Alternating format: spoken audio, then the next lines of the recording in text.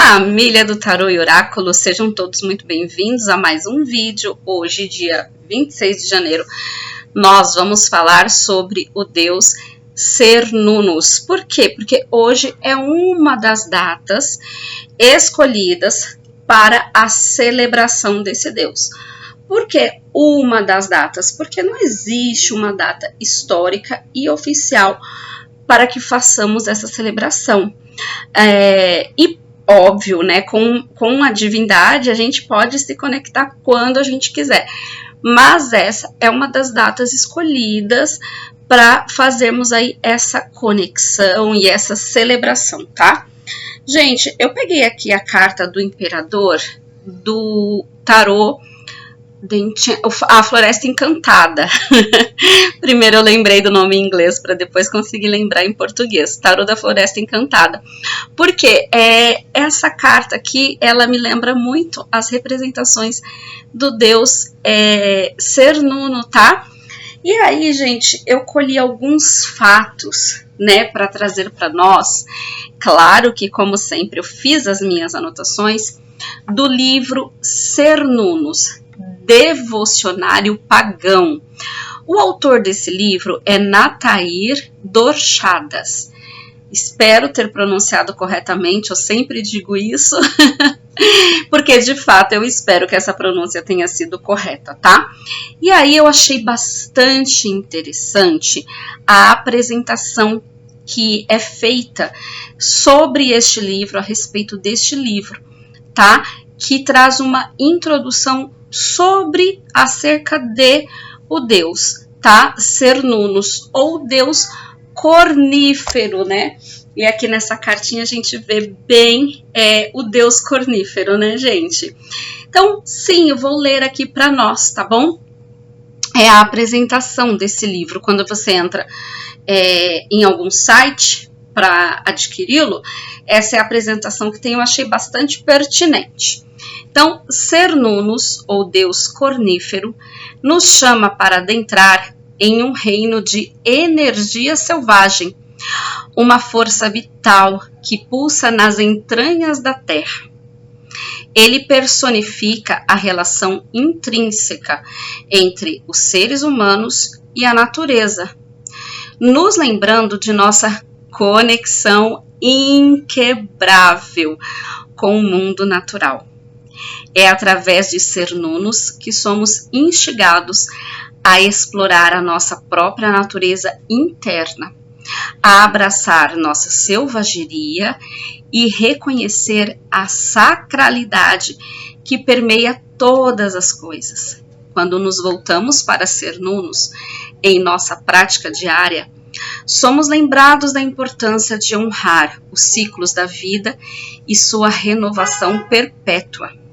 Ele nos ensina a encontrar a força dentro de nós mesmos, aceitando tanto nossa natureza sagrada quanto nossa sombra, se existir alguma. É bastante interessante porque este Deus ele nos conecta à nossa parte mais animalesca, né? E não no sentido pejorativo dessa palavra, mas no sentido de que todos nós somos sim seres selvagens, seres animais, né? E que todos nós temos as nossas sombras, tá? Esse Deus ele está bastante conectado à floresta, ao inexplorado, tá?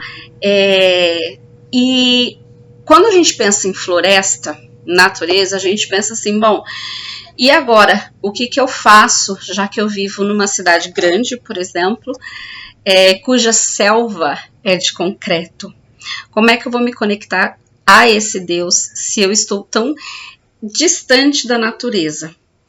Veja, a nossa casa, ela não é diferente das cavernas que eram habitadas pelos nossos ancestrais, pelos nossos antepassados. Hoje em dia, nós temos as mesmas necessidades básicas que eles tinham. Nós apenas as suprimos de maneiras diferentes, né? Os nossos dilemas, eles não mudaram, né? A forma como nós os encaramos e os superamos, sim, essa mudou, mas os nossos dilemas são os mesmos. A gente ainda precisa de amor, proteção, cuidado, de alimento, né? E a vida selvagem, gente, ela mora ainda em nosso corpo, em nossa mente, em nossa alma, espírito. Nós trazemos toda essa ancestralidade conosco, né?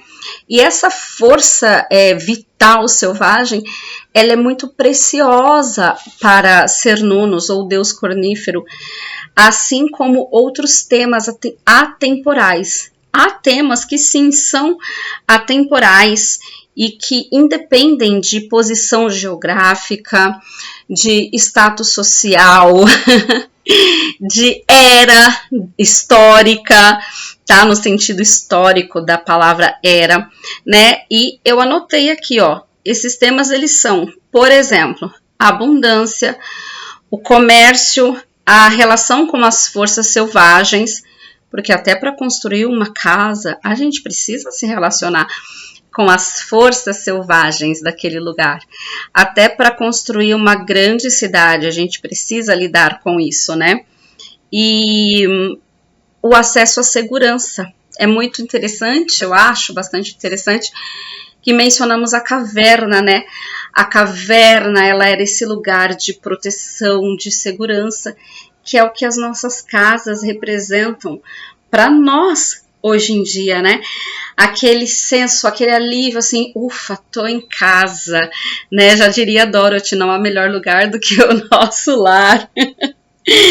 E esses temas, eles são preciosos a Cernunnos e a muitas outras divindades, né? São questões que fazem parte da nossa jornada existencial. E Cernunnos, como todas as outras divindades, ele é imortal. Apesar de hoje termos aí um grande avanço, né, das civilizações habitando selvas de pedra, selvas feitas de pedras, né? Cernunnos, ele continua vivo porque ele é imortal e a força dele continua sendo presente. A grande questão que fica para nós é como acessar isso. Então, para que nós consigamos acessar essa força e estabelecer esta relação, basta que nós tenhamos entendimento, consciência, né, dessa presença dele e estabelecer uma relação. Uma divindade não é alguém que se deve chamar anualmente para pedir coisas. Não é porque hoje é dia 26 de janeiro, uma das datas escolhidas para celebração ao Deus cornífero, que hoje eu vou chamá-lo para pedir coisas somente. Não. O que eu preciso ter com ele, o que nós precisamos ter com ele é uma relação, é um relacionamento, tá? Cada uma das divindades merece respeito e consideração. Elas não são estranhos com quem cruzamos, mas parte da nossa família espiritual. Vivemos em uma sociedade que valoriza o consumo, onde tudo deve ser ter uma vida útil e uma serventia. No entanto, nossos antepassados celtas, e sim, os celtas chegaram, por quê? Porque Cernunnos, ou Deus cornífero, é uma deidade celta, tá? E os nossos antepassados celtas, eles tinham a visão de que na vida as coisas elas não são colocadas para nós como utensílios, que as nossas relações não são relações unicamente utilitárias e de serventia, né? Eles não viam as coisas como tendo um prazo de validade, né? Obsolescência programada, como diria uma canção de Engenheiros do Havaí, né? Não era assim para eles e não deve ser assim para nós também, tá? Para os celtas, as divindades eram um mistério a ser reverenciado, não um produto a ser consumido. E hoje em dia, quando falamos aí de paganismo, bruxaria, a gente vê o quanto as divindades têm sido comercializadas, né? Mas nós estamos aqui para fazer diferente. Gente, tendo tudo isso em mente, eu trouxe aqui para nós 2 invocações ou preces, né, para a gente fazer, para a gente se conectar com esse Deus. Existem sim rituais, né, mais elaborados que podemos fazer, mas eu quero aqui simplesmente trazer o simples, né, para que a gente possa ter essa consciência e essa presença. Tudo que eu tô falando aqui, gente, além da minha cabeça que guarda aí algumas informações, tá naquele livro que eu mencionei no começo, que eu vou repetir, Cernunnos, Devocionário Pagão, de Natair Dorchadas, tá? Então, a referência bibliográfica tá aí, tá? Então, tudo que eu li foi extraído desse livro, e essas 2 preces ou invocações, enfim, o nome que você quiser dar, também são extraídas de lá, tá? Então, vamos respirar fundo. Vou mostrar aqui para nós, mais uma vez, essa imagem, né, do Deus cornífero, para que a gente possa se conectar visualmente, para aqueles que são videntes, né? Para aqueles que não são videntes, imaginem um Deus selvagem, não no sentido ruim da palavra selvagem, tá? Como adotado hoje em dia, mas um Deus selvagem e com chifres. Imagine toda a potência e toda a beleza que isso carrega, que isso evoca. E vamos então para a nossa primeira prece. Tu proteges os animais de todo o mal e da dor. Tu lhes dás o alimento e o abrigo de que precisam. Tu és a sabedoria da terra e o poder da renovação.